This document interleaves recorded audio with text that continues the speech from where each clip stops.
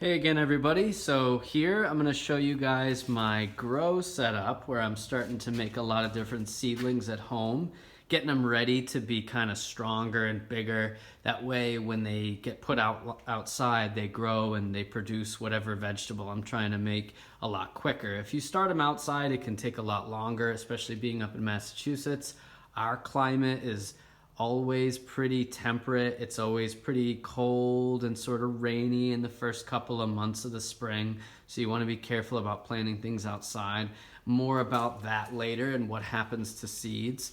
But you might also be wondering, what is this empty space in the middle? More on that in a little bit. I actually have plants that are outside right now, and I'm going to show those in my next video. Talk about why exactly they're outside and not in here under this cool setup. So let's check this out here. I have, what we got here is two main grow lights, okay?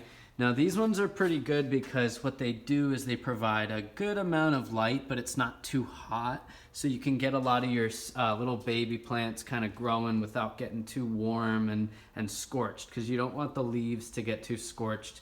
You want to have a good amount of light and you want to keep it on most of the time, but you don't want them to get too much high intensity light. You will end up drying out some of your baby plants and then they won't make it.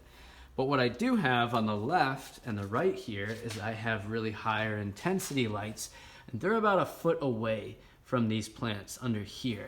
And what I decided to do when I'm trying to make new plants, I'm gonna put a seed inside of soil and I'm gonna get that soil nice and wet, but you want the soil to stay really, really warm. You want the seed to kind of be able to break out of its little seed coat and start to root out and then send its first sprout up out of the soil. If you spray these and you just kind of keep them where it is and it's open, the water's gonna dry out really fast, or it's gonna get cold and the seeds are never gonna sprout. So what I have here is I close this down and you can see all this water that has evaporated out of the soil and it's condensing on this container, and as it collects there it's going to be able to kind of drip back down, or at the very least it's going to keep the humidity of the air inside this container a lot higher. Humidity, if you're not sure about that yet, is how much water is in the air, because there's actually water all around us. If you guys remember, some of you did the bottle experiment at the beginning of the year, you saw that these bottles started to get wet as we did the experiment, and we thought maybe, it was the water from the inside, but it's not, it's from the air. So I want to keep all that water that's in the air on the other side of this plastic so it keeps all these plants warm. The interesting thing though is if we look at this spot, oh my god, there's not as much water right there. Really interesting. But that's because there's an even stronger light pointing right at it. So what's happening is the light that hits here is collecting more heat energy, and it's keeping the water that tries to stick to this spot more as a gas. So it moves away from the plastic and then it recondenses, it condenses and kind of sticks right here. So let's open this up. I really wish you guys had a way to kind of see the temperature change on my phone as I do this, but it's really hot under here. It's really moist, it's really hot. I almost feel like if I crawled inside this thing, I'm like going down to Florida for a little bit. It's really nice in here. And right here we have one corn sticking up. That has sprouted. The other 5, not so much. A little nervous about them. Corn is really hard to sprout sometimes because if you get it too wet, it will just get mushy and it won't root out and it won't send its first shoot up.